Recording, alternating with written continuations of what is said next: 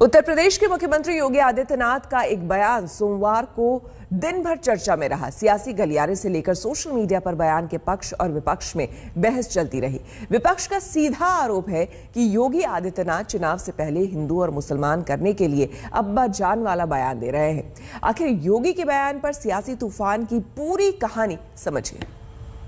एक शब्द है अब्बा जान, वही शब्द जिस पर सियासी घमासान मचा हुआ है। उत्तर प्रदेश के सियासी दंगल में आज इसी शब्द की व्याख्या की जा रही है। पक्ष और विपक्ष में तलवारें खींची हुई हैं। इसी एक शब्द को लेकर 2022 चुनाव को धर्म के तराजू पर तोला जा रहा है।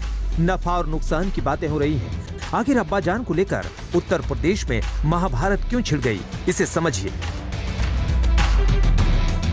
उत्तर प्रदेश के कुशीनगर में एक जनसभा को संबोधित करते हुए रविवार को मुख्यमंत्री योगी आदित्यनाथ ने तुष्टीकरण बनाम विकास का मतलब समझाया। सबसे पहले गौर से उसे सुनिए। अब्बा जान कहने वाले राशन हजम कर जाते थे।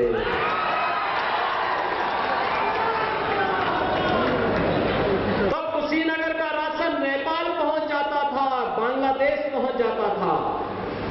और आज कोई गरीबों का राशन निकलेगा तो राशन तो नहीं निकल पाएगा, लेकिन जेब जरूर चला जाएगा।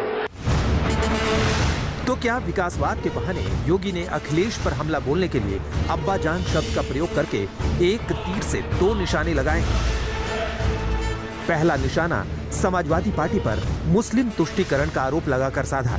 दूसरा निशाना तुष्टीकरण के बहाने हिंदू वोटरों को लामबंद करने के लिए साधा। सवाल बड़ा है क्योंकि योगी आदित्यनाथ ने अब्बा जान शब्द उछालकर सियासी माहौल गर्म कर दिया है। बिना अखिलेश यादव का नाम लिए इशारों में सब कुछ कह डाला। क्या राम भक्तों पर गोली चलाने वाले राम मंदिर बनाते?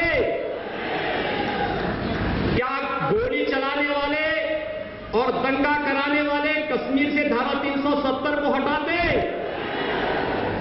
तालिबान का समर्थन करने वाले क्या 3 तलाक को रोकते? तो भाइयों बहनों, फिर इस जातिवादी और वंशवादी मानसिकता को प्रदेश की जनता कतई बर्दाश्त न करे। बात तो अब्बा जान से शुरू हुई, लेकिन पहुंच गई बांग्लादेश से लेकर तालिबान तक। योगी ने जो कहा उस पर सियासी तूफान खड़ा होना था, सो हो गया। योगी के शब्द भेदी बाण पर समाजवादी पार्टी ने पलटवार किया। इस तरह की निर्लजता करने वाली सरकार इससे पहले आई नहीं है, इसलिए इनकी बातों पर भटकने की जरूरत नहीं है। इन्होंने जो प्रदेश का बजट लुटवा दिया, जो प्रदेश में कोई काम नहीं किया, उसका हिसाब मांगने की जरूरत है। वो हिसाब समाजवादी पार्टी मांगेगी और जनता को उसके आधार पर इन्हें सजा देने के लिए तैयार करेगी। चुनावी दंगल में जुबानी जंग तेज हो गई। उत्तर प्रदेश में अब्बा जान वाले बयान पर बिहार आरजेडी के नेता मनोज झा ने बड़ा रिएक्शन दिया। योगी की जुबान पर अब्बा जान के पीछे का सियासी प्रयोग समझाया। इस तरह के बयान ये दर्शाते हैं कि इस व्यक्ति के पास लोगों को ऑफर करने के लिए कुछ भी पॉजिटिव नहीं है। शिक्षा पर चुप, स्वास्थ्य पर चुप, रोजगार पर चुप, और जुबान कहां खुल रही है, फूल कहां झर रहे हैं इस तरह के घटिया अशोभनीय। वो अब्बा जान फ्री, अरे साहब फ्री कुछ नहीं होता है। मैंने सदन के अंदर कहा था ये वेलफेयर स्टेट है। खैरात और फ्री वाली जुबान बोलना बंद करिए।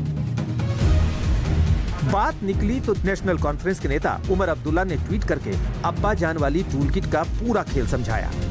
मैंने हमेशा कहा है कि बीजेपी के पास सांप्रदायिकता और मुसलमानों के खिलाफ नफरत को छोड़कर किसी भी चुनाव को लड़ने के लिए किसी अन्य एजेंडे का कोई इरादा नहीं होता। यहाँ एक मुख्यमंत्री दावा कर रहा है कि हिंदुओं का सारा राशन मुसलमान खा गए। उत्तर प्रदेश में सियासी जमीन तलाश रहे ओवैसी भी पीछे कहाँ रहने वाले थे। योगी के अब्बा जान वाले बयान पर ट्वीट कर सवाल पूछा, अब्बा के बहाने किसके वोटों का पुष्टिकरण हो रहा है बाबा?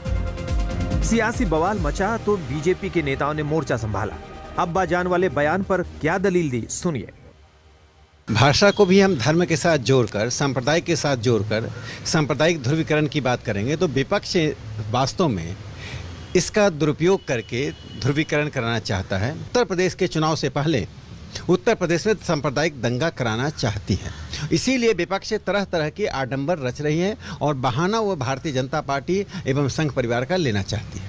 अब्बा का सियासी डब्बा घूमता था पहले, अब जो है वो आज जो है वो समावेशी विकास की बात हो रही है, सर्वस्पर्शी सशक्तिकरण की बात हो रही है, सभी की आंखों में खुशी, जिंदगी में खुशहाली के लिए योगी सरकार काम कर रही है, केंद्र की मोदी जी की सरकार काम कर रही है। तो इसलिए जो है वो अब ये सरकार जो है अब्बा का डब्बा नहीं है। बीजेपी अब्बाजान वाले बयान को सही मान रही है, लेकिन एनडीए टीम के मेंबर जेडीयू की तरफ से एक बड़ी नसीहत सामने आई। ऊंचे बड़े पदों पर जो आसीन राजनेता हैं उनको भी ऐसे बयानों से परहेज करना चाहिए जिससे उनके विरोधी दल उनके बयानों को लेकर के अर्थ के अनर्थ निकालते हो या जिसको लेकर के राजनीति की धारा बदलती हो। ऐसे शब्दों पर, ऐसे वाक्यों पर हम सब लोगों को आचार संहिता के तहत काम करना चाहिए। तो क्या 2017 में कब्रिस्तान और शमशान से शुरू हुआ चुनावी प्रयोग अब 2021 में अब्बाजान और तालिबान में बदल गया है? कुशीनगर से संतोष कुमार सिंह के साथ आज तक ब्यूरो।